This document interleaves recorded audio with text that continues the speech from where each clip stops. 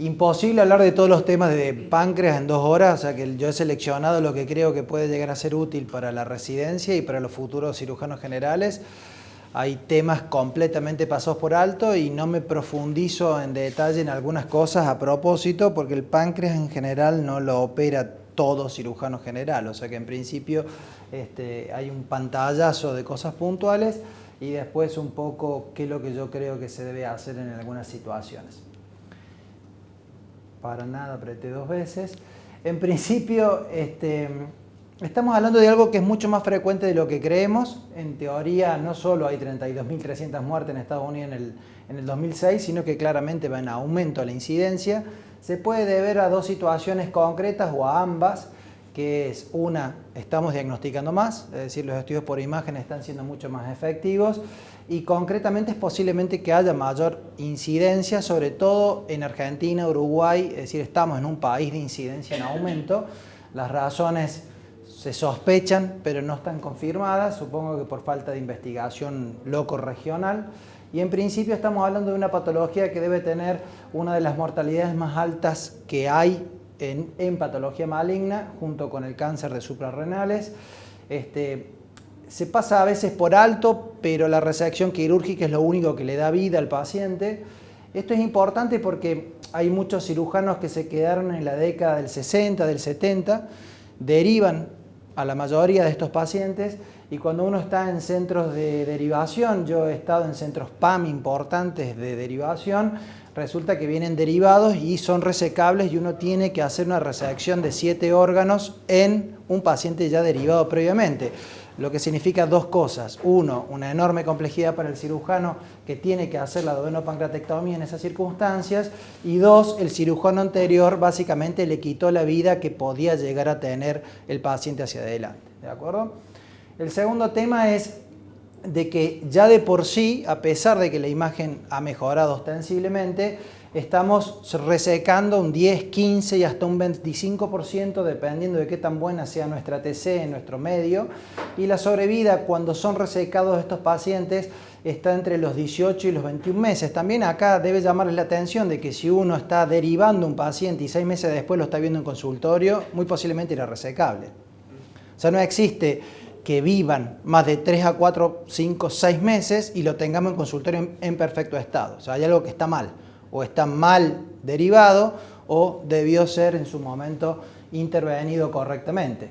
Y después, algo no relacionado a los cirujanos generales, pero sí al resto de las especialidades, es que el clínico descree mucho de una resección de 7 órganos. Es decir, tiene la creencia de que estos pacientes no van a andar bien.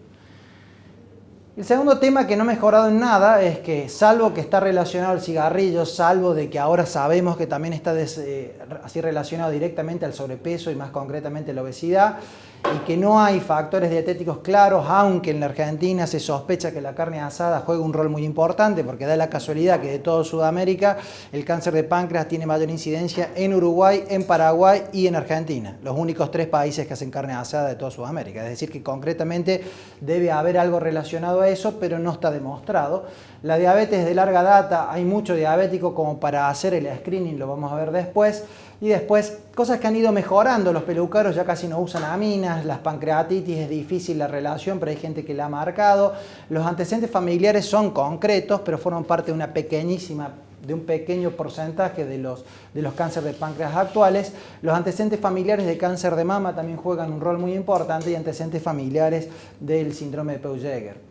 La clínica, desgraciadamente, lo en rojo es lo único que vale la pena, porque cuando tenemos dolor en el dorso estamos tarde, cuando tenemos un dolor de mucho tiempo de evolución que no desaparece en epigastrio estamos tarde, cuando la ictericia obstructiva está muy desarrollada es muy posible que también estemos tarde o estamos tarde con un porcentaje importante de esos pacientes, cuando hay una pérdida de peso de más del 10% en general también estamos tarde, ya sea de que sea resecable pero el paciente no esté en condición de operarse o que el paciente directamente ya esté fuera del parámetro de resección.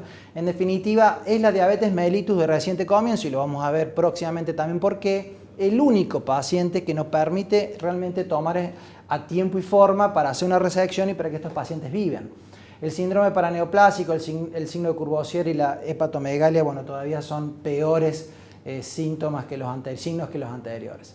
Este es el único trabajo que existe a la fecha, está bien que es 2017, es decir, que no ha habido mucho tiempo para que alguien mejore el trabajo, pero es el primer trabajo que dice que es costo efectivo hacer screening. Es decir, durante los últimos 20, 30 años, Estados Unidos decía no es costo efectivo. Y hoy, y digo hoy porque tiene 2 meses el trabajo, es el primer trabajo que dice que sí es costo efectivo.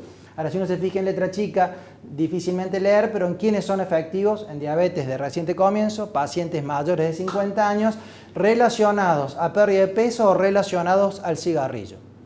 Es decir, no es cualquier diabético, es diabético mayor de 50 años con cigarrillo, mayor de 50 años con pérdida de peso. En esos pacientes está demostrado que la resonancia magnética es costo efectiva porque encuentra tumores pequeños que pueden ser resecados y no solo resecados, sino darle calidad de vida al paciente y más tiempo de vida.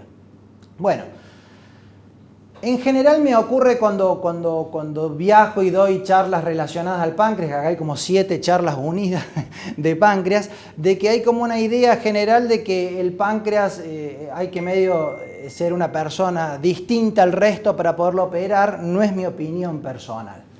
Mi opinión personal es que hace falta alguien que te enseñe, alguien que se tome en serio la iniciativa de explicarte. Y si yo me voy para atrás 28, 29, 30 años, mi sensación era de que mi profesor, la persona que me enseñaba, era algo parecido a esto.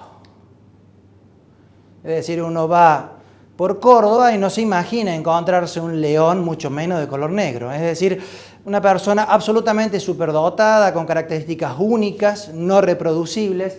Y yo imaginaba que, bueno, yo no iba a ser un león negro, hagamos lo que podamos, y esa era mi creencia hasta el final de la residencia, donde ya como jefe de residentes me pareció que no era mi profesor un león negro.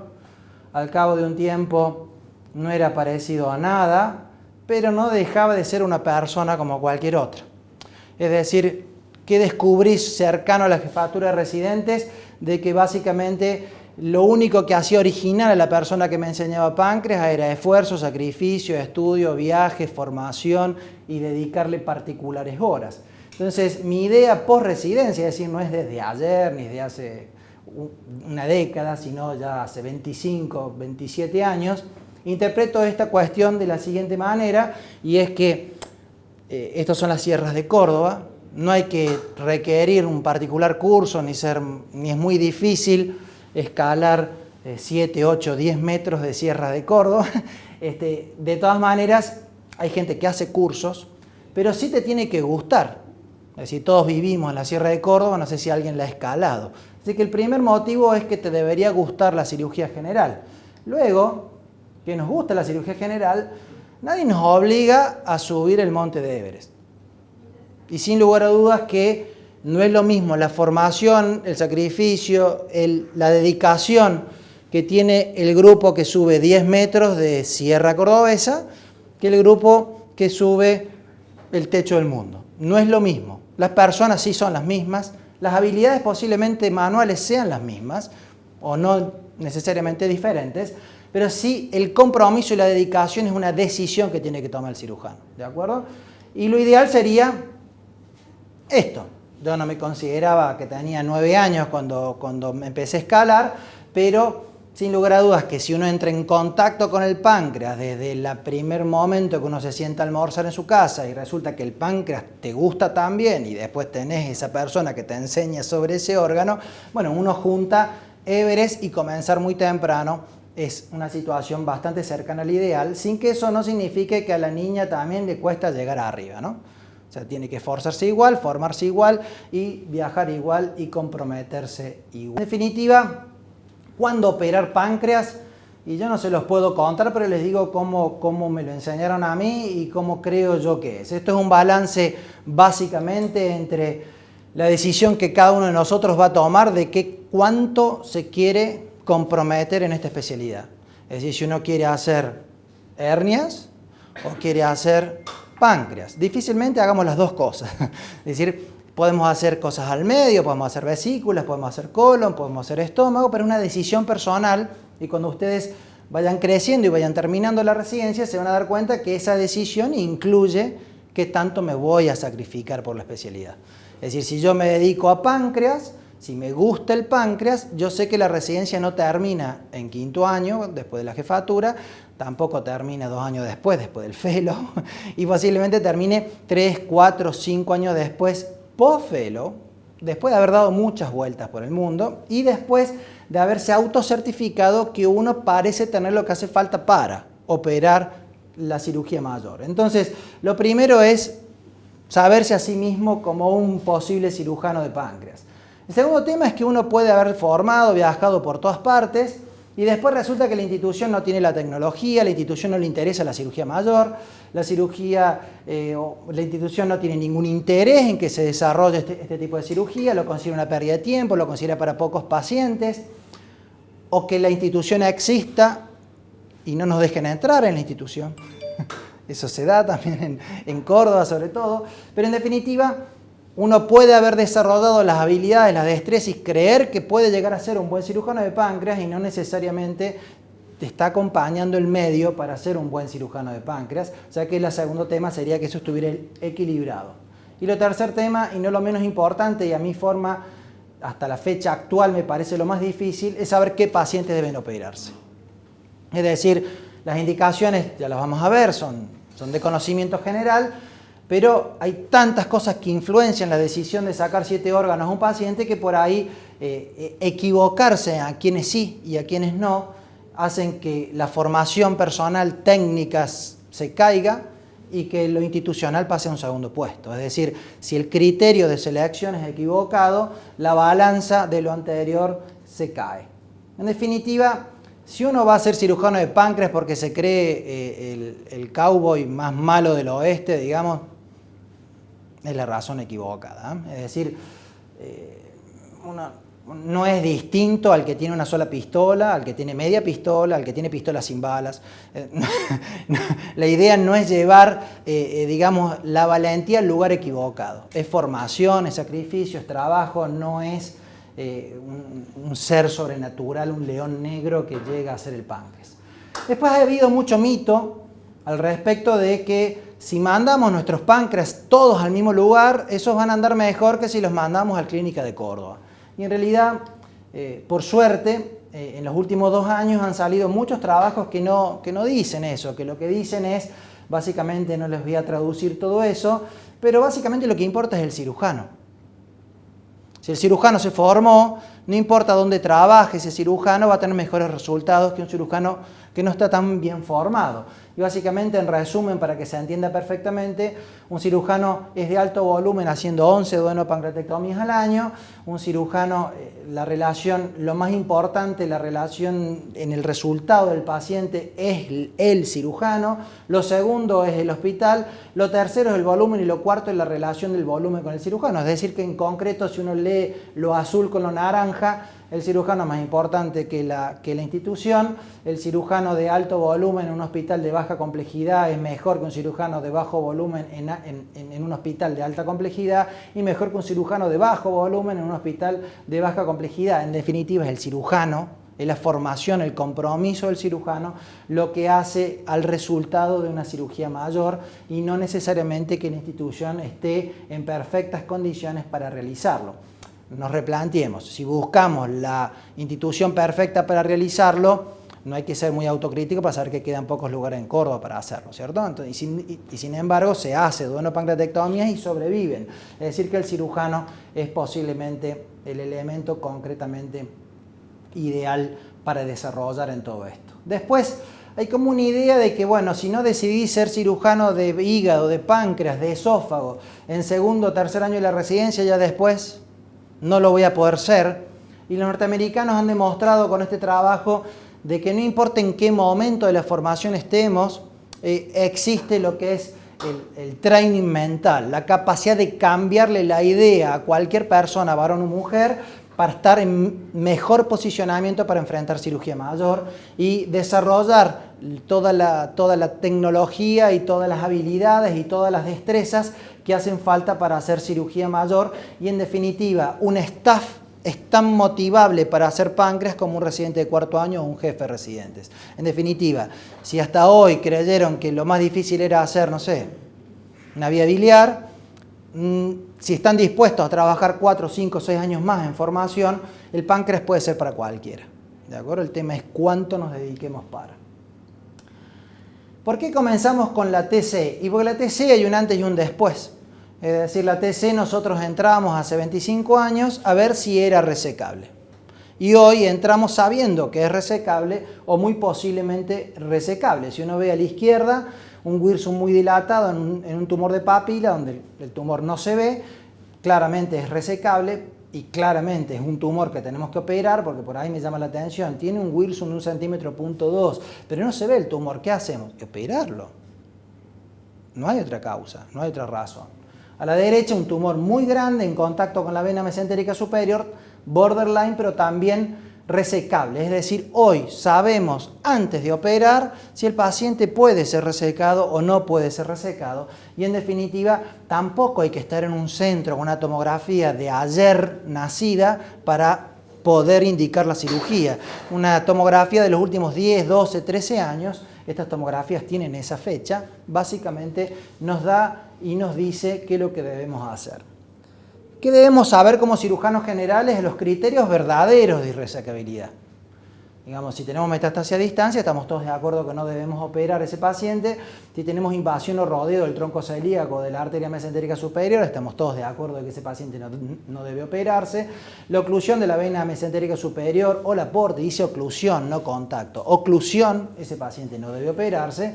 Invasión o rodeo de la vena cava o la aorta. Invasión, no contacto con el paciente, no debe operarse. Invasión de la vena mesentérica superior debajo del mesocolon transverso, algo que no lo sabemos en preoperatorio, pero si lo vemos en el intraoperatorio deberíamos no resecar ese paciente. Y finalmente, metástasis ganglionares fuera del área de resección, que ya vamos a ver cuáles son las fuera del área de resección. No es entrar y ver un ganglio del pedículo hepático y decir, uy, irresecable. Esa es región del tumor de páncreas. Estamos hablando de fuera de la región del tumor de páncreas. ¿Y por qué hay un signo interrogante si aparece hoy en lo posible? Creo que me dejó de andar. Ahí está. ¿No? Apreté 2 veces, perdón. Ahí va. Porque creíamos en el pasado, que yo me incluyo, no tiene ninguna importancia, gente infinitamente más dedicada a este tema, a este tema tenía las mismas dudas, a veces operábamos un tumor de 2 centímetros pegado a la mesentérica y vivía mucho tiempo. Y a veces operábamos un tumor de 2 centímetros pegado al duodeno, muy fácil de resecar, y vivía 7 meses. Y decíamos, mismo adenocarcinoma, mismo tamaño, el otro más cerca de la vena debería vivir menos y el otro más cerca del duodeno debería haber más, y es exactamente la inversa. Bueno, lo que estamos descubriendo hoy es que cada adenocarcinoma tiene su capacidad de malignidad y no lo podemos saber en preoperatorio todavía. Es decir, ¿qué significa eso? De que hoy se está reabriendo el ser un poco más agresivo. Es decir, hoy resecar la vena mesentérica superior está demostrado que no afecta el pronóstico del paciente. Hoy resecar parte de la porta está demostrado que no afecta el pronóstico. Hoy hacer una resección del lado lateral de la arteria mesentérica superior está demostrado que no afecta el pronóstico. Hace 10 años yo esos pacientes los miraba y los cerraba. ¿De acuerdo? Es decir que hay como esos criterios de irresecabilidad están como temblando, pero no para achicarse, sino para agrandarse. ¿De acuerdo? ¿Qué tan efectiva es la TC? Y cuando tenemos un valor predictivo superior al 90% para irresecabilidad, estamos hablando de algo que no falla casi nunca. Es decir, si tenemos a alguien que nos informa correctamente y nosotros aprendemos sobre el tema a analizarlo, a verlo, si vemos ahí a la derecha, vemos que la vena mesentérica superior está en contacto directo con el tumor, pero en ningún momento la invade. Si uno ve más de 80% de los tumores resecables son los que uno ingresa al quirófano, indudablemente que hoy la TC nos indica si debemos o no operar, siempre y cuando la TC tenga menos de 15 días. Esto es fundamental. Es decir, si uno decide la cirugía con una TC de 1 mes y medio, es muy posible que la situación regional sea totalmente distinta que la que tenía cuando decidimos en función de la imagen. Si uno ve a la izquierda, un tumor que está en contacto con la vena mesentérica superior, que está a 2 milímetros de la arteria mesentérica superior a mano izquierda, pero que en ningún momento se mete dentro de la vena. Y cuando vemos la reconstrucción a la derecha, vemos que en todo el recorrido, 4 centímetros, el tumor no se mete a la vena.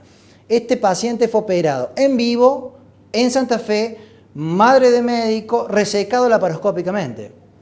Y el tumor entra en contacto con toda la vena mesentérica superior. Es decir, el contacto no indica irresecabilidad. Si se metiera, sería otra la historia. Esta es una tomografía de la Clínica Vélez Sarsfield. Hay pocas instituciones en Córdoba que tengan TC lo suficientemente buena como para hacer una reconstrucción 3D, pero esto hoy es viable.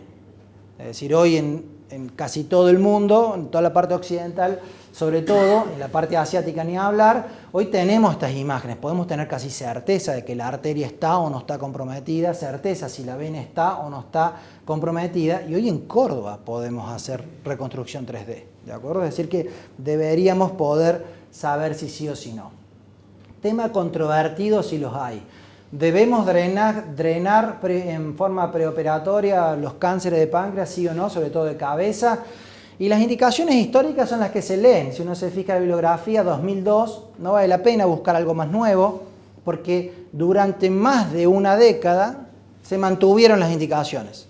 Es decir, el Johns Hopkins estableció de que después de una IRCP había que sí o sí había que drenar, que después de una colangitis establecida sí o sí había que drenar, que si la bilirrubina estaba arriba de 15 o arriba de 20, sí o sí había que drenar, y si el paciente no estaba en condiciones de operarse porque no llegaban las suturas, porque no podemos, porque no hay quirófano, porque hay que esperar una semana, la postergación quirúrgica debía acompañarse a un drenaje biliar. Pero después en el 2017 llegó este trabajo que para colmo no lo escribe cualquiera, lo escribe Henry Pitt, que es el que sucedió a Cameron en el Johns Hopkins y que ahora está en Filadelfia. Es decir, una persona que ha visto páncreas casi como la nena, toda la vida. ¿Y qué escribe?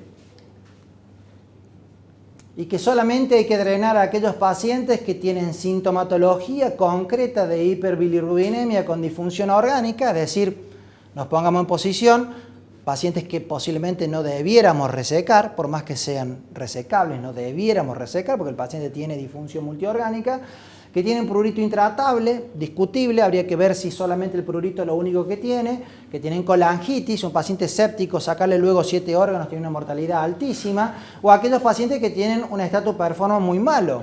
Es decir, pacientes que deberíamos interrogarnos si deberíamos o no sacarle esos 7 órganos. Finalmente, aquellos pacientes que reciben neoadyuvancia para poder reevaluar en adelante si lo vamos a operar o no, pero no es para operar ahora. En definitiva, pareciera que se han vuelto más restrictivas las indicaciones de stent. Mucho más restrictivas que en la última década y media. La biopsia. No es infrecuente que los pacientes lleguen al consultorio cuando dan muchas vueltas con muchos médicos con alguna biopsia. Y con esto sí quiero ser muy claro, muy concreto. La biopsia perjudica, salvo que el paciente sea de alto riesgo, es decir, no vayamos a operarlo bajo ningún punto de vista, que no importa si es resecable o no, no los vamos a operar porque tiene 7 stent, porque tiene 90 años, porque está en pésimas condiciones generales y perdió 25 kilos en los últimos 2 meses. ¿De acuerdo? Paciente irresecable para evaluar tratamiento, es decir, claramente es irresecable, entonces no tengo ni pensada la cirugía, entonces necesito saber qué patología tiene para indicar la quimioterapia a continuación. Y esto para mí lo más importante es sospechas tumorales distintas. Por ejemplo, vi con residentes míos en consultorio, paciente que está en perfecto estado general, no perdió ningún kilo y tiene metástasis hepáticas con un tumor resecable. Si fuera un adenocarcinoma es un paciente no quirúrgico. Pero si es, por ejemplo, un tumor neuroendocrino, está indicada la duodeноpancreatectomía. ¿Cómo hago para indicar la duodenopancreatectomía si no sé si no es un adenocarcinoma y estoy obligado a la biopsia? Postbiopsia, es un tumor neuroendocrino, lo opero. No es un tumor neuroendocrino, lo mando a quimio. ¿Se entiende? Es decir, es casi la única indicación verdaderamente concreta que nos ayuda a cambiar nuestra forma de actuar a continuación. Se puede hacer por ecoendoscopía. Desgraciadamente los ecoendoscopistas tienen inversiones superiores a los $200.000 en el aparato y se les paga como una ecografía o como una endoscopía normal, no está codificada la ecoendoscopía, entonces no alcanzan nunca a pagar el aparato. En todos los ecoendoscopistas que ha tenido Córdoba, 2 que yo conozca, no han durado mucho haciendo el estudio y por ende no tenemos un especialista en la provincia. La biopsia ecoendoscópica es el gold estándar hoy para hacer biopsias, no es dirigida por TAC, no es dirigida por eco, no es dirigida por resonancia, es dirigida por ecoendoscopía, tiene una sensibilidad altísima, especificidad ni hablar, valor predictivo súper bueno, 98% en medicina casi no existe, y un valor predictivo negativo del 80%, básicamente pareciera ser una herramienta que Córdoba debería tener. Alguien debería desarrollar la ecoendoscopía y todos los que hacemos páncreas derivarle los pacientes a esa persona para que al año o a los 2 años nos haya fundido con la compra del aparato. ¿De acuerdo? La biopsia, en teoría, siempre ha tenido indicaciones precisas que las hemos visto y ahora se agrega lo que está en rojo.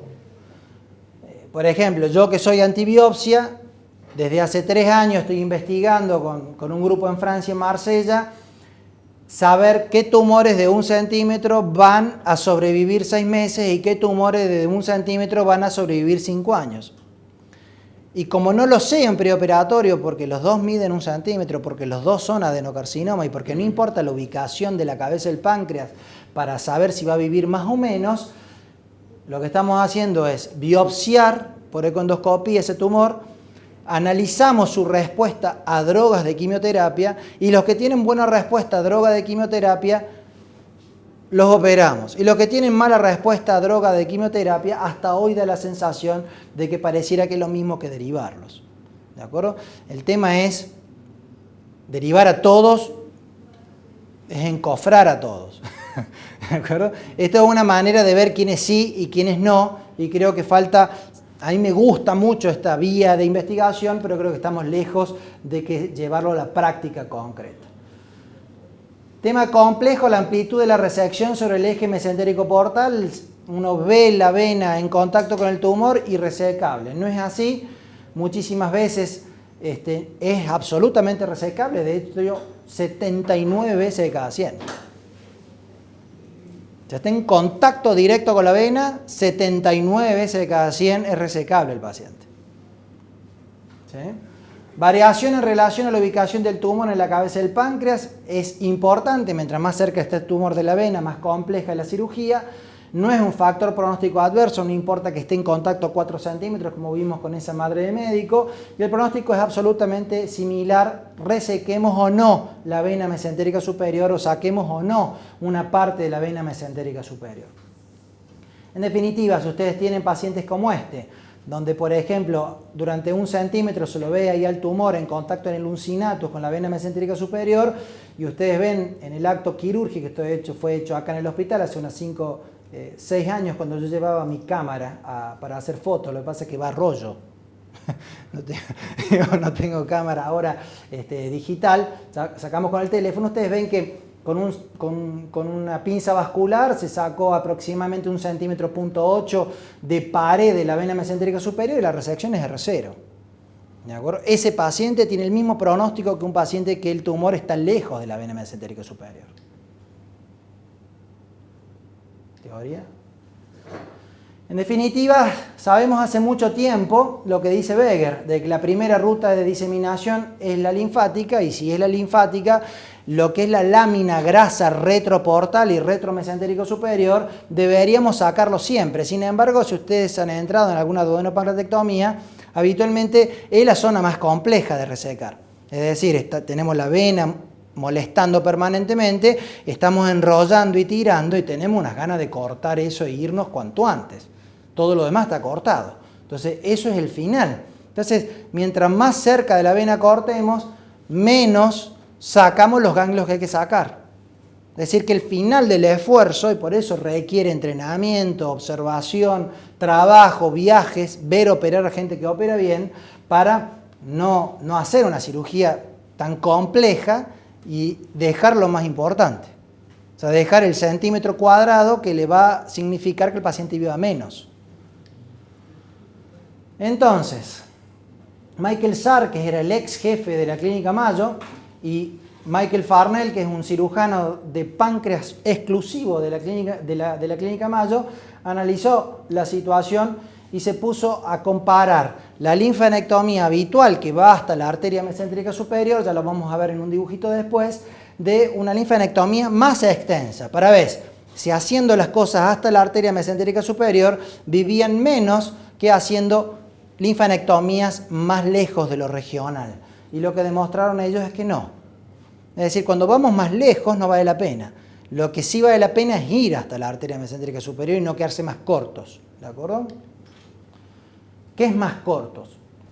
Vamos a acercarnos para que veamos. Todos estos son los ganglios regionales. ¿Sí? Pero este ganglio no le aporta nada a la vida del paciente. Este ganglio no le aporta nada a la vida del paciente. ¿Sí? Estos ganglios le aportan mucho a la vida del paciente. Pero cuando hacemos la cirugía y cortamos en el istmo, la parte del uncinatus que va hasta la arteria mesentérica superior, que es esta de acá, hay 1,5 centímetros donde nosotros tratamos de irnos cuanto antes de la cirugía. Si nos vamos cuanto antes de la cirugía, dejamos lo que se llama mesopáncreas, que es una zona que está ubicada acá. Por ende, dejamos los ganglios que están a la derecha de la arteria mesentérica superior. Por ende, ese paciente no va a andar bien. Entonces, cuando decimos, no sirve la DPC, no, sí sirve. Lo que hay que hacerla bien. ¿Sí? Vena mesentérica superior, ganglios, lámina portal, arteria mesentérica superior y seccionar al lado de la arteria mesentérica superior. Es decir, el páncreas terminó acá. Todo esto es lo que está detrás. ¿Sí? Entonces, para llevarse esos ganglios es importante hacer eso. En cirugía laparoscópica se puede hacer exactamente lo mismo. Esplénica, vena mesentérica superior, y cuando ustedes ven por debajo, nada de grasa. Hasta la arteria mesentérica superior. Eso es sacar los ganglios relacionados, los 14 A, B y C, que están relacionados a la recurrencia y al pronóstico del paciente. Bueno, se pueden hacer resecciones vasculares por vía laparoscópica. ¿Qué es el mesopáncreas? ¿Hasta dónde hay que ir? Bueno, Kendrick para mí es el mejor cirujano que tiene el mundo en cirugía laparoscópica de páncreas. Es el jefe actual de la Clínica Mayo, tiene exactamente mi misma edad, somos contemporáneos, solo que él tiene 5 hijos más que yo. Y a partir de eso, ustedes ven resecciones en 129 pacientes, bastante libre la indicación de resección y 0 mortalidad en duodenopancreatectomía con resección vascular. ¿Sí? ¿Se puede? Se puede. Cuando hablamos de cómo accedemos a la arteria mesentérica superior, se puede acceder como todas las flechas. Medial, izquierda, derecha, a través de una maniobra de Kocher, de izquierda a derecha y se puede ir por vía superior. Cuando hacemos básicamente nosotros, este es un dibujo que hicimos nosotros, creemos nosotros de que la mejor vía, la que más conocemos, es encontrar la vena y ir al costado. Es decir, una vía bien anterior. Sobre todo porque yo que opero más laparoscópico, la maniobra de Kocher yo no veo como alguien que tiene el páncreas y el duodeno en la mano y lo tuerce. ¿De acuerdo? Es decir, a mí no me lo tuerce nadie y no me lo doble nadie. Entonces, yo no tengo esa visión retropancreático que se tiene por vía convencional. Es decir que, en definitiva, la vía convencional puede ser a través de la maniobra de Kocher amplia, y la vía laparoscópica y también la vía convencional por vía anterior, es decir, llegar a la raíz del mesocolon transverso y de ahí buscar la vena y encontrar la arteria mesentérica superior. Básicamente la imagen que tenemos es esa. ¿Sí? Es decir, liberamos bien el istmo del páncreas, liberamos hacia los costados donde se ve bien la vena, encontramos la arteria que es un poco más profunda y tratamos, como ustedes ven ahí, de tirar la vena hacia la izquierda porque todas las ramas de la arteria mesentérica superior peligrosa salen a la derecha. Entonces, para no llevarlas por delante y tener visión, uno lleva la vena hacia la izquierda.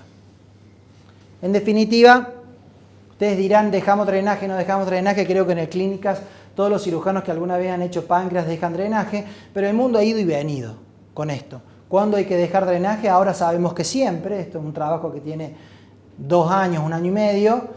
Y cuándo y cómo actuar, lo que está en discusión es cuándo lo saco. ¿Sí? Nosotros, por ejemplo, lo sacamos cuando estamos alrededor del 5º o 7º día. Aparentemente no hace falta dejarlo tanto. Si el paciente tiene menos de 600 de amilasa en las primeras 24 horas, uno puede sacarlo dentro de los 3 días. Y si el paciente tiene más de 600 de amilasa en las primeras 24 horas, uno debería dejarlo el tiempo que haga falta hasta que no dé más el drenaje. Nosotros actuamos como la segunda versión en casi todos los pacientes, pero nunca nos subimos nosotros al caballo de no dejar drenaje. Es un tema muy norteamericano y no sudamericano. Casi nadie en Sudamérica no deja drenaje en duodenopancreatectomía. A veces operamos, ustedes interpretan, mira, le va bien poco, opera a un paciente flaco y le va mal, y después opera a un paciente obeso y también le va mal. A ver, el índice de masa corporal afecta el resultado del páncreas y de toda la cirugía mayor. Es obeso el paciente tiene mayor incidencia de complicación y de mortalidad. Y en sí mismo, la peor anastomosis que tiene el cuerpo es la pancreático-yeyunal.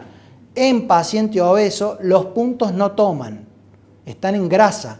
Es decir, ustedes cuando van a hacer una anastomosis de colon con el colon, ¿qué hacen? Liberan los 2 bordes, le sacan el celular subcutáneo y ¿sí? Unen. Bueno, acá yo no puedo sacarle la grasa al páncreas para hacer esos puntos. Esta forma parte de la anastomosis. Entonces son un riesgo independiente, el exceso de peso, ni hablar la obesidad, porque estamos hablando de arriba de 25.3. Es decir, el 100% de los páncreas que operamos en la Argentina tienen el riesgo. ¿Sí? Este es un trabajo asiático, son como corderos. No tienen grasa. Entonces, a ellos les llama la atención arriba de 25. Nosotros todos somos arriba de 25 cuando nos operamos del páncreas. A mí este trabajo me choqueó y como la idea era darle tips a ustedes, hay como una idea, por lo menos cuando yo estaba en la 3.5 era sistemático, de hacer yeyunostomía en las duodenopancreatectomías. Hacíamos yeyunostomía quirúrgica, rutinaria. Y resulta que en un trabajo multicéntrico, controlado, randomizado, no hay nada mejor que esto desde el punto de vista académico, pues no hay que hacer yeyunostomía. Las duodenopancreatectomías con yeyunostomía sistemática quirúrgica tienen mayores complicaciones de todo tipo. Pulmonares, digestivas, abdominales, de pared, técnicas. Es decir, hoy la discusión está en sonda nasoyeyunal versus alimentar rápidamente por boca. Por eso es importante porque hace unos años ni se nos cruzaba por la cabeza darle de comer una duodenopancreatectomía a la hora 36, por ejemplo. Imposible de postoperatorio. Y hoy se está discutiendo darle y alimentarlo muy rápidamente. Y de hecho, si uno se fija en este trabajo 2013, ni siquiera es reciente, el ERAS en duodenopancreatectomía lo que dice es que hay que darle líquidos claros, es decir, dieta 1 al día siguiente de la cirugía. ¿Quiénes se mueren en duodenopancreatectomía? Bueno, si uno analiza, se mueren más los varones que las mujeres. ¿Cuánto? El doble más. Es algo que todos los que hacemos cirugía mayor vemos que los varones andan peor que las mujeres, toleran peor las complicaciones, salen menos de las complicaciones, se mueren más. Somos mucho más frágiles emocionalmente los varones que las mujeres, toleramos peor el estrés quirúrgico. La edad, si uno se fija, bueno, yo he operado solo 2 pacientes de menos de 50 años de duodenopancreatectomía, es raro, pero se mueren pocos, deberían morirse pocos, pero si vemos más de 70, se multiplica por 6.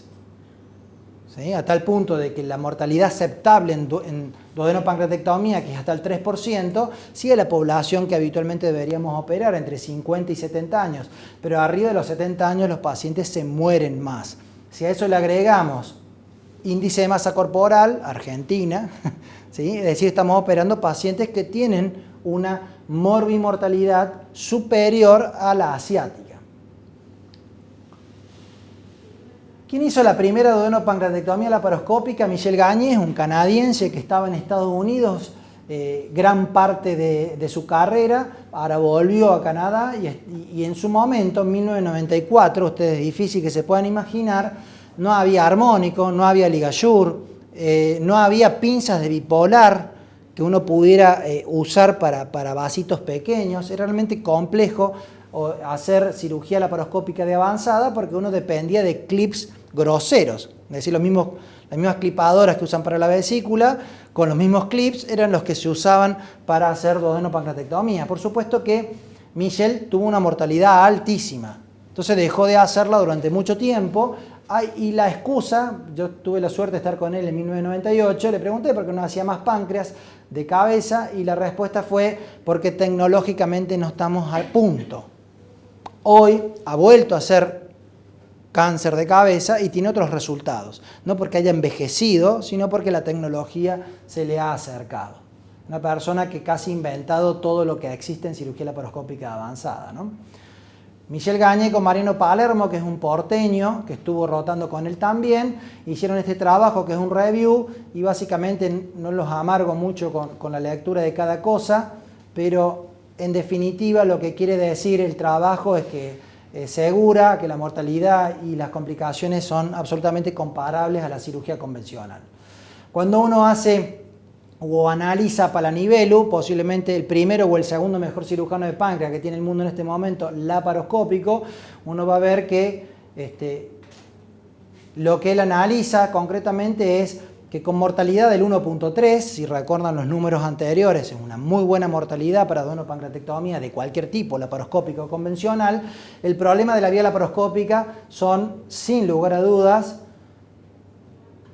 el problema vascular. Es decir, no es lo mismo lesionar la aporta y poner el dedito, cuando estamos en convencional, que lesionar la aporta y ver cómo se nos llena la cavidad de sangre, sin chances de cerrar la canilla sin dedito posible, ¿de acuerdo? Entonces, este problema que fue marcado ya hace 6-7 años, es un problema que hoy seguimos teniendo, a tal punto de que yo hice una inversión importante hace 2 o 3 años comprando clan vascular de cirugía laparoscópica para tratar de resolver los problemas vasculares en intraoperatorio y eso me ha animado a meterme cada vez más. Es decir que lo tecnológico se nos ha ido acercando para empezar a resolver el problema más grande que tiene la DPC laparoscópica, que es el sangrado.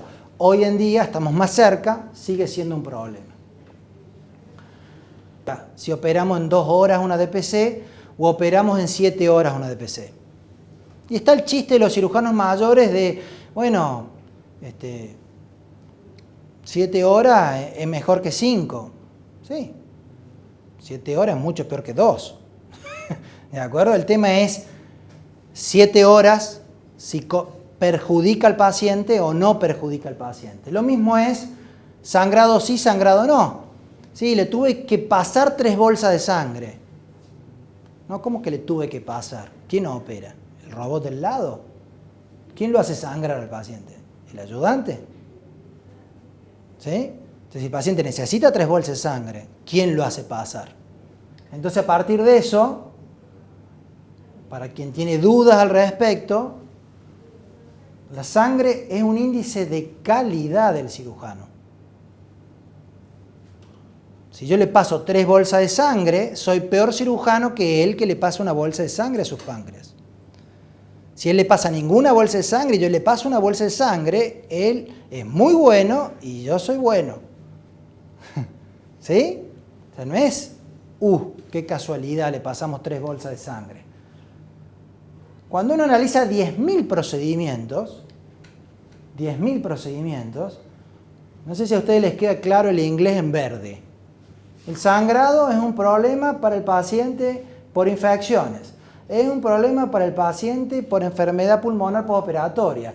Es un problema para el paciente por la recurrencia al cáncer. Es un problema para el paciente porque lo inmunodeprime. También es un problema para el paciente porque dice que el cirujano no es tan bueno. Y aparte significa que el paciente se va a morir antes. Entonces, ¿es un detalle que sangre? No. Es enorme que sangre el paciente.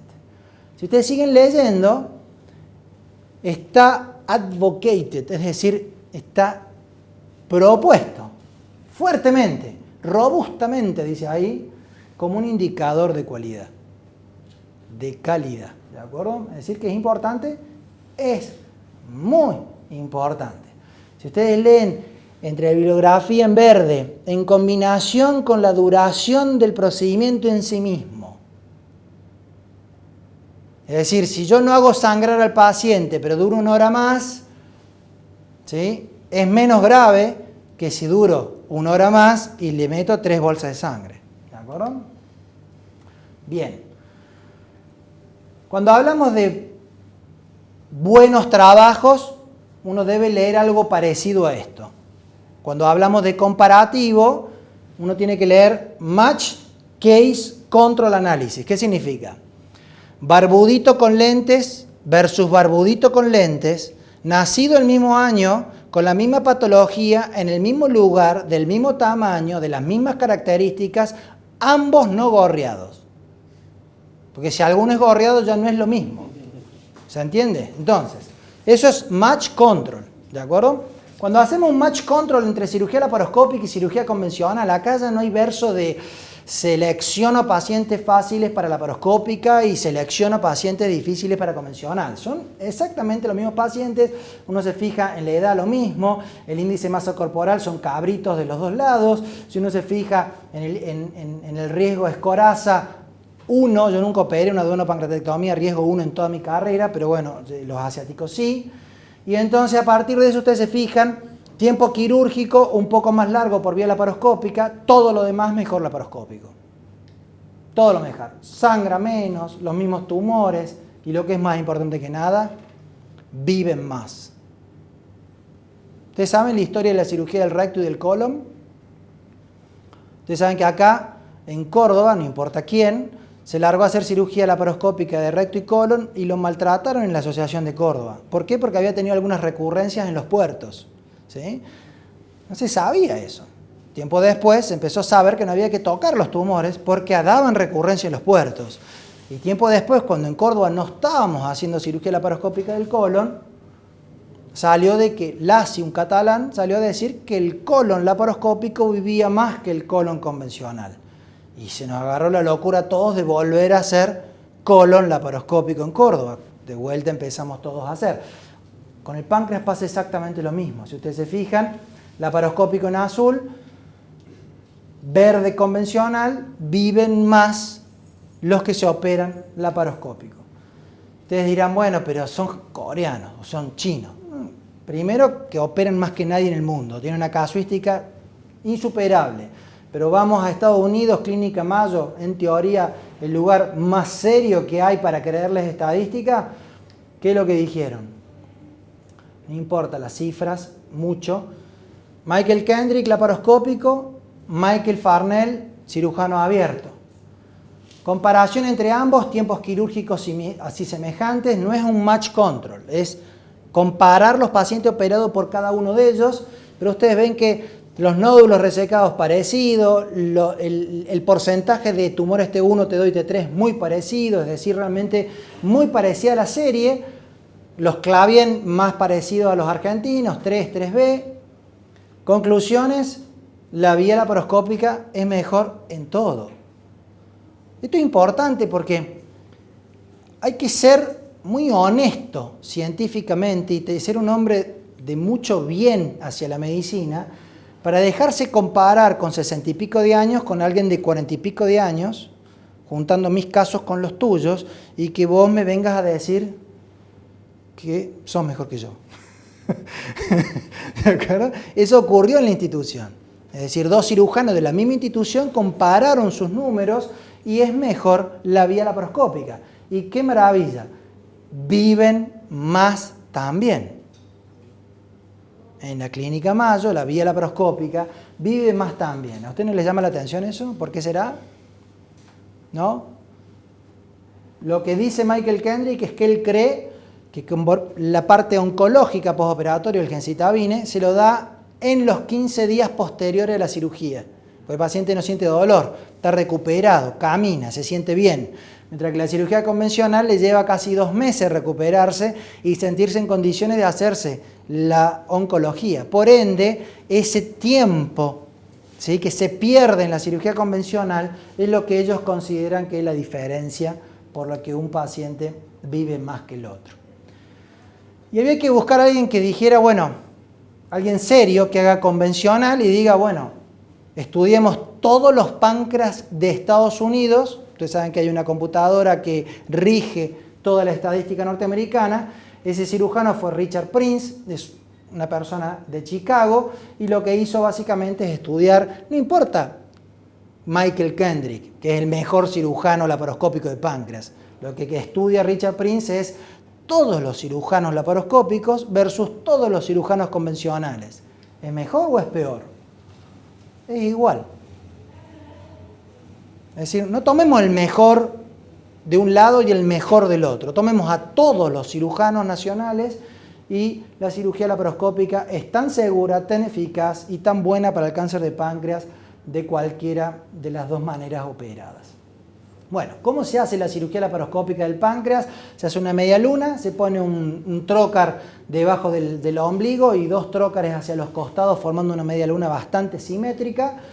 En general, para que recordemos que lo que hacemos, en general resecamos inmediatamente por arriba de la desembocadura del cístico, hacemos la colecistectomía, dejamos el hepático común, hacemos la sección de la gastroduodenal, obviamente que resecamos el duodeno o resecamos el estómago, depende de qué tipo de tumor sea, seccionamos el limo pancreático, hacemos toda la liberación de la vena mesentérica superior y de la arteria mesentérica superior, y de alguna manera el dibujito lo que les quiere decir es que a veces la pilórica, cuando hacemos la gastrectomía, no importa dónde esté, pero cuando tenemos que preservar el píloro, la pilórica a veces nace más allá de la gastroduodenal. Si la resecamos para ligar la gastroduodenal ya no podemos hacer conservación pilórica. Y si la resecamos y hacemos conservación pilórica, que no nos extrañe que fistulice el paciente en el postoperatorio porque no tiene vascularización el duodeno. ¿De acuerdo? Después me pasa cuando me junto con otros cirujanos que hacen cabeza de páncreas y dicen, ¿cómo haces para operar en 5 horas y media una adenopancreatectomía laparoscópica? Y digo, y no estoy 8 horas buscando la vena mesentérica superior. Y entonces me dicen, ¿pero cómo? Si a veces está acá, a veces está allá. No, siempre está en el mismo lugar. Es decir, si uno baja el mesocolon transverso, busca la cólica derecha, vena, busca la cólica media y busca la gastroepiploica derecha, el tronco de Henle está 1000 veces de 1000 en el mismo lugar.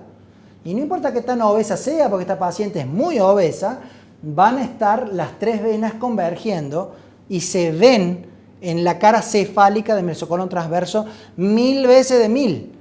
No importa qué tan gordo sea, lo que no se ve es hacia adelante del mesocolon transverso, pero hacia atrás se sigue viendo. Entonces uno ve las venas y a partir de que ve las venas, ve la desembocadura. Es decir, usted ve mucho tejido adiposo y sin embargo uno tiene certeza de que la vena mesentérica superior tiene que aparecer ahí en algún lugar.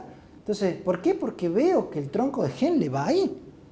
Entonces tiene que estar ahí, no juego hacia los costados. Busco ahí porque tiene que estar ahí y está ahí. No se la ve, pero está. ¿De acuerdo? Entonces, ese es el key, la cuestión. Recordar la anatomía, porque no desembocan estas venas en cualquier parte. Desembocan en la vena que estamos buscando. Una DPC. Les iba a mostrar 18 minutos de DPC, digo, antes de que se mueran del sueño. Lo reduje. Entonces, eso es una maniobra de Kocher, eso que estamos separando ahí es la vena cava. La hacemos con Hug, la podemos hacer con armónico, la podemos hacer con ligazure, no tiene mucha importancia. Ahí lo que estamos de alguna manera haciendo es entrar en la trascavidad de los epiplones, es decir, lo que se ve a la izquierda de la cara posterior del estómago, anda el láser acá, pero no marca en el monitor, por eso no lo usamos. Ahí estamos esqueletizando, lo que se ve un poco más arriba es el estómago, y después llegaba el duodeno, y ya está esqueletizado a la izquierda el duodeno, lo que se ve en el medio de la pantalla es el páncreas, lo que vamos yendo hacia la izquierda es yendo hacia el tronco celíaco, lo que estamos disecando ahí es la arteria hepática, ¿sí? La arteria hepática forma parte de los ganglios que hay que resecar en una duodenopancreatectomía. Ahí estamos cayendo en la vena mesentérica superior, que para quien cree que se la ve mal o que es riesgoso, vean cómo se ve la vena mesentérica superior. Se ve enorme, gigantesca, súper bien. Nunca la vi mejor que por vía laparoscópica, en vía convencional. Y ustedes ven cómo llego hasta más allá del borde superior. Ahí cortamos el estómago. Y una vez cortamos el estómago, básicamente yo sé que la cirugía está hecha la resección, es decir, yo veo claramente ahí paso un lazo, tiro para arriba el istmo pancreático y como ya sé que voy a resecar, voy al TRACE para movilizar la tercera porción duodenal, secciono el TRACE habitualmente con sutura blanca. Una vez hemos seccionado el TRACE, lo que hacemos es pasar el TRACE hacia la derecha, por debajo de la mesentérica superior, y una vez estamos de este costado ya podemos liberar el páncreas y el uncinatus de la cara derecha de la vena mesentérica superior. Pero como les dije, como el problema es lo vascular por vía laparoscópica, en general lo que hacemos acá es ligar la arteria gastroduodenal, lo que está a la izquierda es el colédoco muy dilatado con varias prótesis dentro, luego seccionar lo que sería el hepático común, porque vamos por encima de la desembocadura del cístico, que es lo que estamos haciendo en ese momento. Ustedes ven la vesícula colgando, y una vez cortamos, ya básicamente sí nos queda las ataduras del páncreas, que son 3 venas, a la vena mesentérica superior. Esos son los clan vasculares que compré hace 3 años, los uso ya para todo, porque se llena de bilis, si no uno lo deja la bilis ahí, se llena de bilis, es sucio, te tiñe y te deja con dificultades para ver, y ahí se ve claramente el eje mesentérico portal. Siempre hay un poquito de sangre porque las venas son complejas, pero finalmente uno puede hacer una anastomosis pancreático-yeyunal. En este caso, como el páncreas era blando porque era un tumor neuroendocrino y no tenía wirsum dilatado, lo que hicimos acá fue una anastomosis del wirsum o ducto mucosa que se dice, del wirsum con el yeyuno. En todos los demás casos, cuando el wirsum es dilatado o cuando el páncreas es duro, hacemos enchufe, que creo que lo vamos a ver en el próximo video. Ustedes ven que los puntos se dan con la aguja tomada en vertical, en transverso, hacia el abdomen, es decir, cuando uno debe meterse a hacer una duodenopancreatectomía laparoscópica y cuando maneja la sutura perfectamente. Si no maneja la sutura perfectamente, no es viable, es imposible. Se supone que hiciste duodenopancreatectomía convencional previamente y que sabes por dónde están las cosas y qué es lo que hay que hacer. ¿De acuerdo? En definitiva, ¿me gusta a mí la ducto mucosa? No. ¿Por qué? Por lo que ven ahí. Hilo suelto con aguja que tengo que estar dejando. No me gusta eso, ¿de acuerdo? Ahora, en circunstancias concretas como páncreas blando con wirsum fino, bueno, es la técnica que hay que hacer y es la técnica que haríamos en convencional y por ende la técnica que hacemos por vía laparoscópica. Queda exactamente igual que por vía laparoscópica. A ver si se los puedo adelantar. Y ustedes van a ver, bueno, ahí ya pasé muy rápido lo que sería el hepático yeyuno, que se hace como siempre de izquierda hacia derecha, puntos separados posteriores y surge anterior, y después hacemos la anastomosis intracorpórea duodeno-yeyunal o gastro-yeyunal, también manual, que en general esa manualidad te la da la cirugía bariátrica.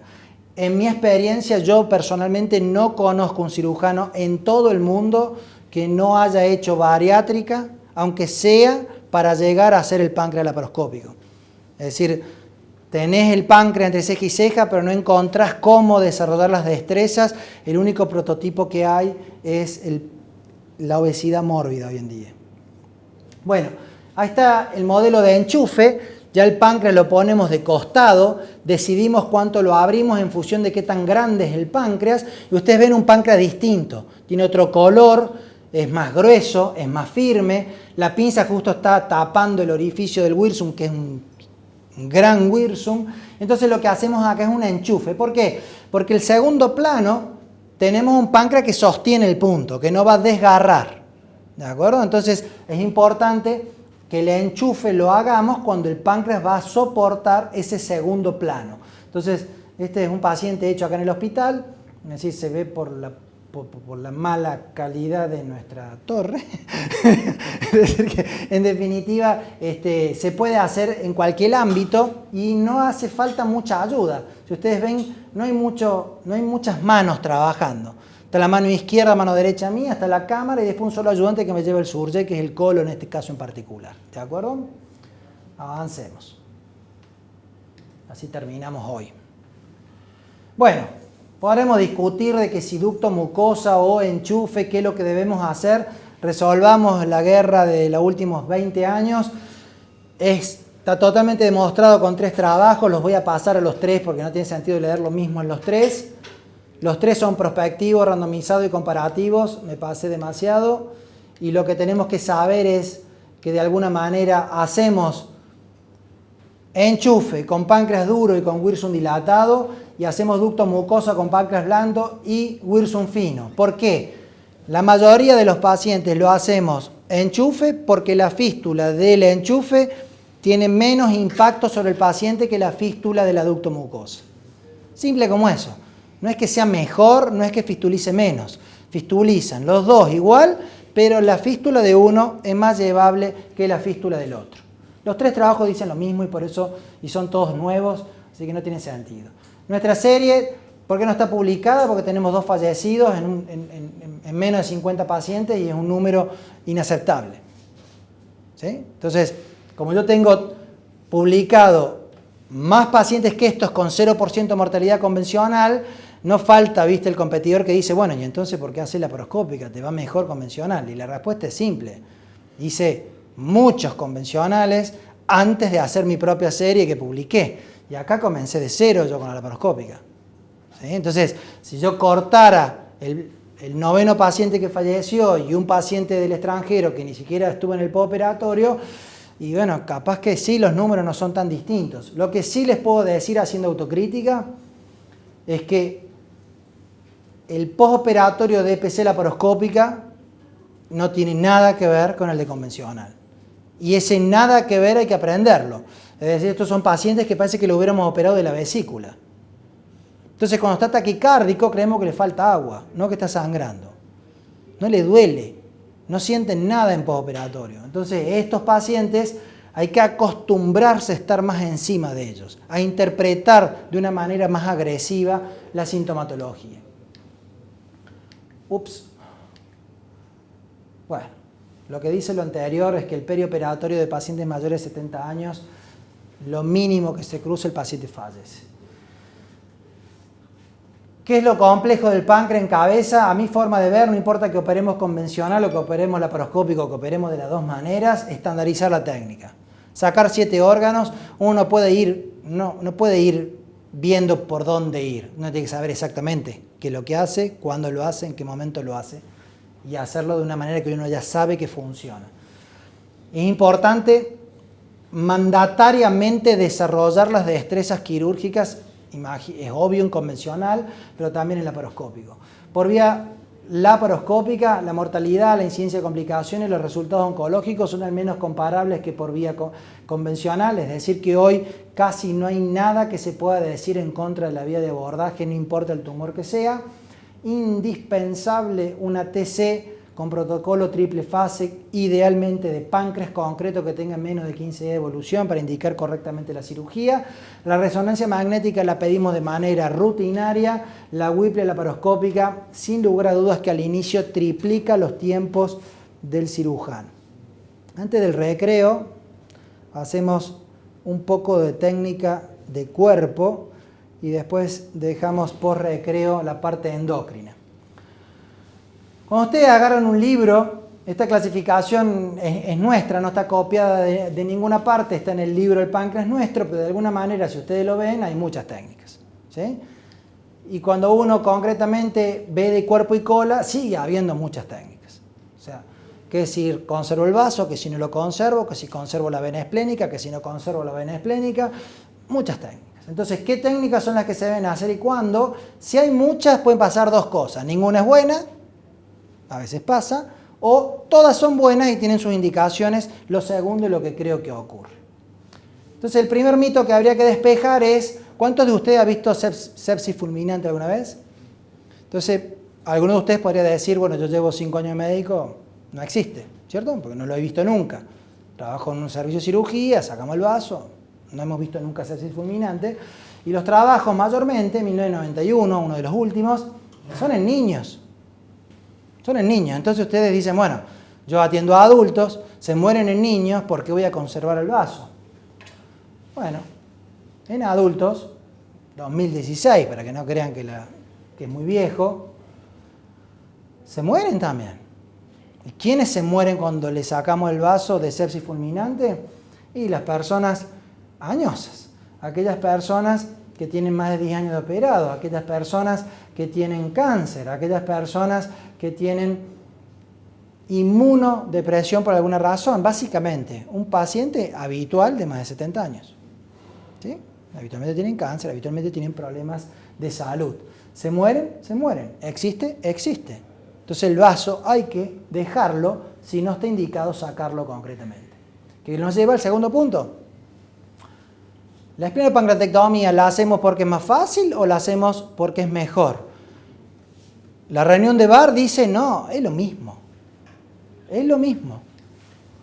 Trabajo 2016. No son 2 páncreas, 5.721. ¿Sí? Comparamos sacando el vaso y no sacando el vaso. ¿Y ustedes qué imaginan? ¿Que es mejor o peor no sacar el vaso? Bueno, es mejor en todo. El paciente sangra menos, el paciente tiene menos complicaciones cardíacas, menos complicaciones renales, menos complicaciones generales. Se muere menos, es menos costoso. O sea, es mejor dejar el vaso en su lugar cuando no está indicado sacarlo. ¿Cuándo? Siempre. Siempre. En adultos. No estamos hablando de niños. ¿De acuerdo? Entonces, el vaso en niños, en traumatismo, en pancreatitis aguda, en crónica, en tumores quísticos y endocrinos que no vemos evidencia de malignidad, y en trasplante de páncreas en donantes vivos no tengo ninguna experiencia. Si uno compara la vía laparoscópica versus la vía convencional, es al menos igual, aunque ya en cuerpo y cola es considerado la vía laparoscópica el gold standard.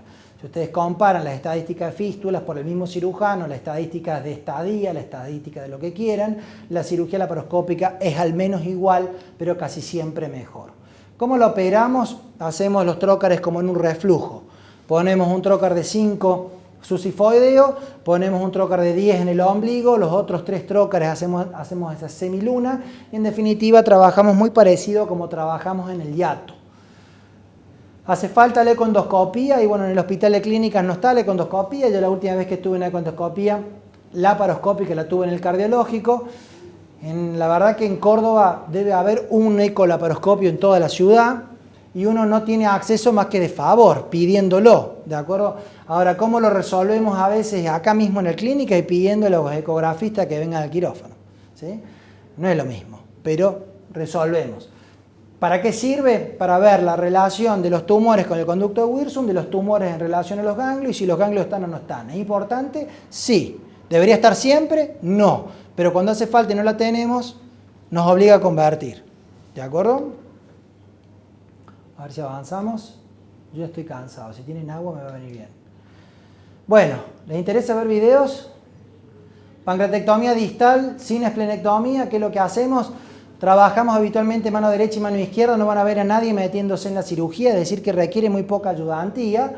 Hacemos habitualmente lo que se ve en el dibujo de abajo a la izquierda, es decir, trabajamos en un triángulo. Ahí está el borde inferior del páncreas. Lo que aparece de color azulado allá al fondo es la vena esplénica. En ese triángulo lo que hacemos es pasar una pinza, en este caso un Goldfinger, que nos indique el límite de corte. Como estamos lejos del istmo, necesito saber dónde voy a cortar, y finalmente cortamos el páncreas. Se lo puede cortar de muchas maneras, con suturas mecánicas blancas, con suturas azules, con suturas verdes. Nosotros lo hemos cortado de todas esas maneras, y ahora lo cortamos con el armónico, y el key de la cuestión es, una vez cortado el páncreas, es irnos hacia afuera, resecando y seccionando nosotros entre clips, porque son venas traicioneras y sangrantes, las 2 o 3 venas que hay hasta la cola del páncreas.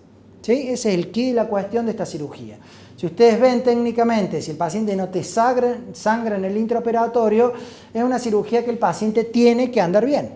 No tiene que tener complicaciones postoperatorias, y debería tener un muy buen postoperatorio, como de hecho tenemos en general en nuestra serie en cuerpo y cola. Distinto es cuando hablamos de cabeza. Ya se ve la arteria esplénica, la vena esplénica, el páncreas arriba, y detrás del páncreas el vaso. Esa es la anatomía que tenemos que ver habitualmente. Tumores, todas las fotografías que están en los alrededores, de cosas chiquitas a cosas no tan chiquitas, siempre recuerden que la vena más compleja de tomar es la última vena de cola.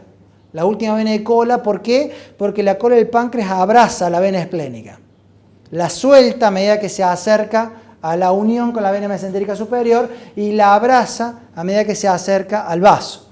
Entonces la última vena en relación al páncreas, estas son las bolsitas que hace la Sonia, a ver si las van a reconocer. Bien. Entonces ponemos el páncreas dentro y a partir de eso, páncreas más viejos. Este páncreas fue hecho en 1996 en el Clínicas. ¿Sí? 1996, ven la imagen, hermosa, ¿no? Bueno, se puede. No hay armónico, no hay ligature y se puede hacer la cola del páncreas con lo habitual, lo simple y lo común. Se puede hacer tijera, pinza y nada más, ¿de acuerdo? Y clips. Bueno, hay una gran discusión de si debemos sacar el cuerpo del páncreas resecando la arteria y vena esplénica o no resecando la arteria y vena esplénica. Yo no toqué nada. Vamos para atrás. Ahora sí. Vamos. Warshaw es un cirujano de Harvard, del Massachusetts General Hospital, y él propuso resecar la arteria y vena esplénica en lugar de corte del páncreas y resecar la arteria y vena esplénica al lado del vaso, conservar los vasos rectos y le dijo al mundo que era lo mismo. ¿Sí? Mi padre le creyó 100% y hace Warshaw desde que Warshaw hace esta técnica, básicamente los últimos 40 años. Entonces, si uno se fija en los números, son muy buenos, realmente muy buenos, y te permite dejar el vaso de una manera relativamente simple. Mucha gente dice de que esta técnica produce infartos esplénicos. No en nuestra experiencia, pero poco importamos los gramáticas en experiencia o no en experiencia. Lo importante es que cuando en el 2016 se compararon gigantescas series de Warshaw versus conservación de vasos esplénicos, ustedes lean las conclusiones en inglés, yo trato de no traducir para que no se crea que estoy mintiendo, igual. Es lo mismo conservar la arteria y vena esplénica que resecarla siempre y cuando respetemos la gastroepiploica derecha, la gastroepiploica izquierda y en definitiva dejemos los vasos rectos para que se alimente el vaso. En definitiva, es mucho más fácil la Warshaw y si ustedes tienen que hacer una técnica de conservación de vaso, es mucho más fácil hacerla a lo Warshaw que hacerla como vimos en el video. Ahora vamos a ver cómo es a lo Warshaw. De vuelta. Muchos años para atrás con este video, yo solamente hago Warshaw. Esta fue la única Warshaw que yo he hecho de decisión personal, pero en general he hecho Warshaw por sangrado. Estoy haciendo conservación de vasos esplénicos, me sangra, entonces los reseco. Aquí fue de origen, están cortados arteria y vena esplénica en la cola y ahora está cortada la arteria y la vena esplénica cerca del istmo. Muy simple la cirugía, muy simple, no puede pasar nada. Me sangra la vena esplénica o la arteria esplénica a esta altura, lo que hago es meter la máquina por encima de ambos y resecar todo entero. Páncreas, arteria y vena. ¿De acuerdo? Es decir, simple y realmente con solución bastante poco compleja, por así decirlo. Esplenopancreatectomía, las indicaciones son tumores quísticos que parece haber compromiso maligno, tumores neuroendocrinos con compromiso maligno, tumores por vecindad que comprometen el páncreas, la pancreatitis crónica en algunas situaciones que no logramos diferenciarlo del cáncer, adenocarcinoma en raras ocasiones porque en general es irresecable por vía laparoscópica, etc. En definitiva, tiene sus indicaciones precisas, hoy en día son las menos, y esta es la técnica. Estábamos en Río de Janeiro en una cirugía en vivo. Yo fui invitado a operar una adrenal en vivo en un centro de cursos de cirugía laparoscópica que es francés y que tiene 2 centros en Brasil, y me enteré el día ese a las 7 de la mañana que iba a operar un adenocarcinoma de cola de páncreas. Dije, bueno, ¿querés operarlo o no? Digo, operemos. Hasta acá era una chica joven, flaquita, ustedes ven que hay poca grasa. Dije, qué suerte, me voy a poder lucir, qué cirugía que la vamos a hacer en una horita, vamos a quedar bien, y voy a operar una suprarrenal, voy a operar un páncreas laparoscópico. Y a medida que voy avanzando, lo primero que me llamó la atención es, ¿ven el vaso que está atrás? El doble de lo normal. La tomografía que me habían mostrado previo a operar era un vaso normal. En el intraoperatorio un vaso gigantesco. Tomografía de más de un mes. ¿Sí? Vaso grande. Entonces dije, me gustó mucho.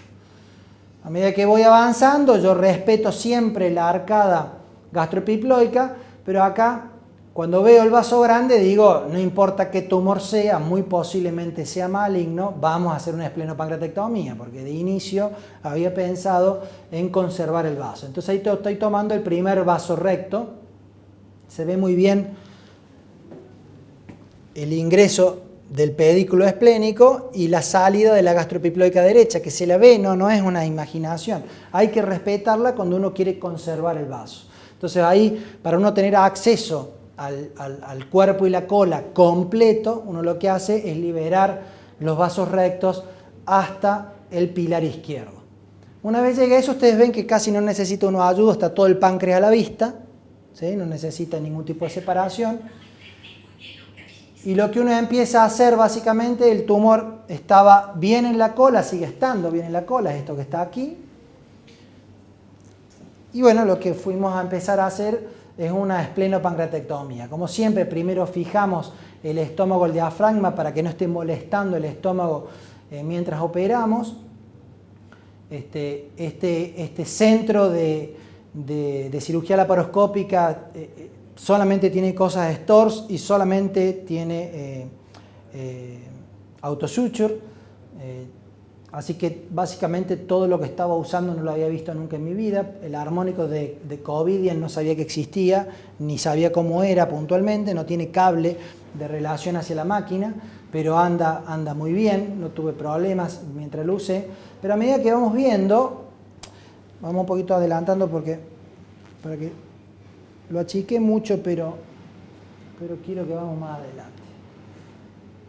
Bueno, ahí está la arteria esplénica, y ahí ustedes ven algo. ¿Les llama la atención algo? ¿Les llama la atención algo? Bueno, a mí no me llamó la atención nada, pero después cuando vi el video dije, debí prestar más atención.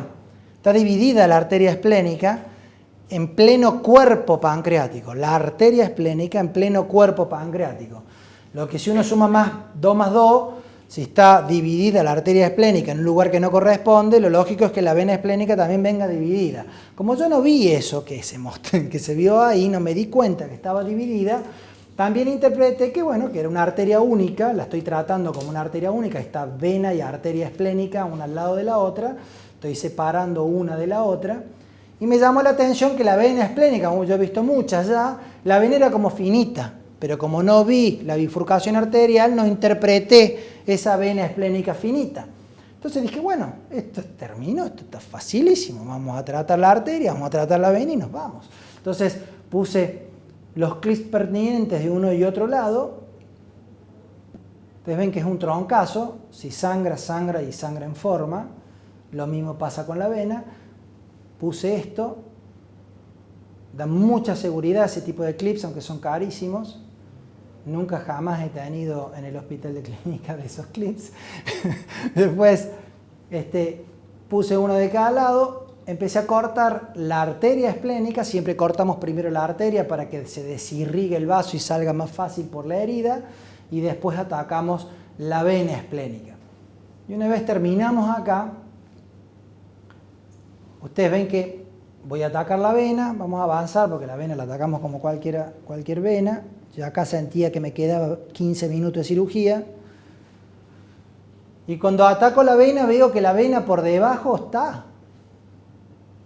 O sea, la acabo de ligar, la acabo de seccionar, es azul, no hay cómo errarle, ¿viste? O sea, al lado de la arteria que es blanca, no hay cómo errarle. Y acá resulta que cuando voy por debajo, bueno, hay una vena tan gruesa o más que la anterior. Y entonces te van a ver que empieza a haber clip por todos lados, porque había duplicación de todo. Entonces termina habiendo un matete de clips para 4 cabos que yo nunca en mi vida había visto dobles arterias esplénicas y dobles venas esplénicas en pleno cuerpo pancreático.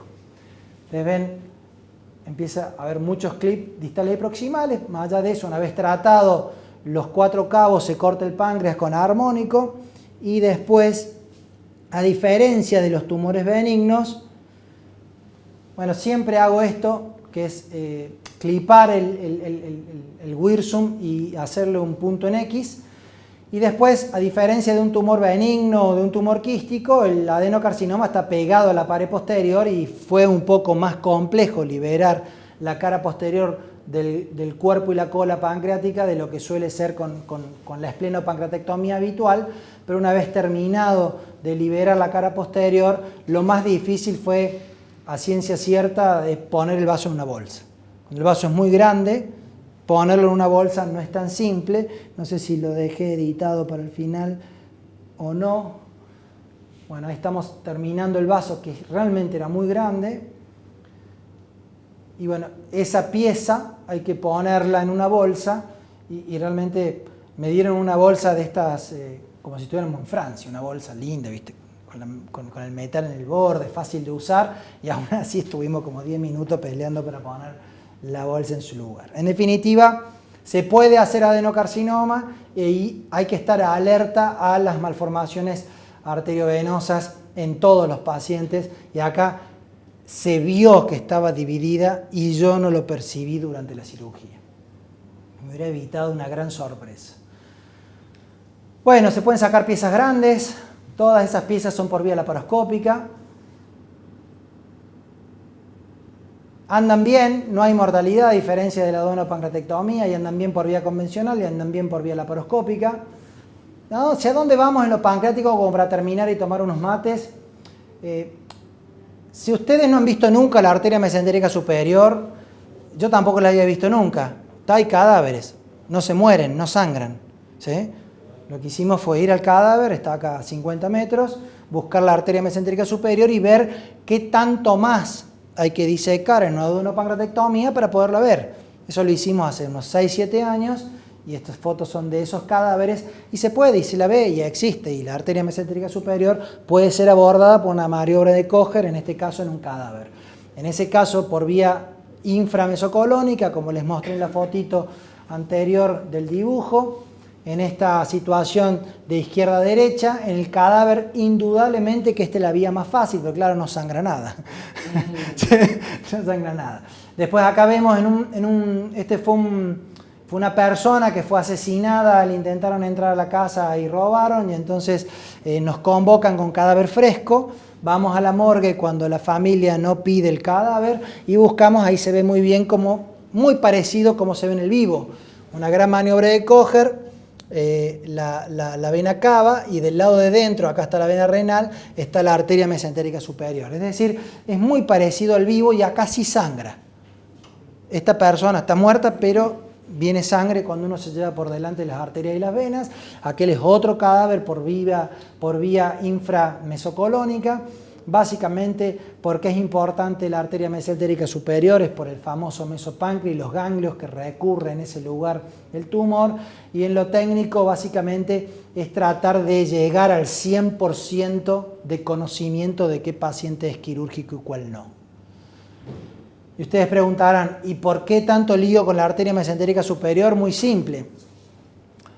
Si él es respetado y dice que hace una DPC bien hecha, y yo soy respetado y digo que hago una DPC bien hecha, pero yo sí me voy hasta el lado derecho de la arteria mesentérica superior y él no, nuestros resultados van a diferir en años. Y uno no entiende qué pasa. O sea, no se resuelve diciendo yo opero argentinos y él opera turcos. Hay otro problema. No le podés decir en vivo, che, vos estás buscando los ganglios al lado de la arteria mesentérica superior. Entonces, toda esta forma de manifestar es, hagamos todos la misma duodenopancreatectomía para que por fin sepamos cuánto vive una duodenopancreatectomía bien hecha. Y no comparemos peras con manzanas. ¿De acuerdo? Bueno, esto es lo que les decía de la investigación. ¿Qué hacemos en relación con Francia? Yo solamente sacar la pieza y enviarla, pero en Francia me reciben la pieza y lo que hacen es, estos ratones son inmunodeprimidos, es decir, no tienen ninguna respuesta frente al tumor, Este tumor se lo ponemos en el dorso, ahora en ese momento se lo poníamos en el abdomen, ahora se lo ponemos en el dorso. Y una vez se lo ponemos en el dorso, lo que hacemos es drogas. Entonces, este ratón con el mismo tumor que yo biopsié por vía endoscópica, me está diciendo cuál responde y cuál no. El que responde bien, me está diciendo que está bien en operarlo, y el que me responde mal, es posible que no valga la pena operarlo. O sea, esa es la idea del trabajo. Hay varios ya trabajos publicados, pero estamos lejos de llevarlo a la práctica. ¿De acuerdo? Bien.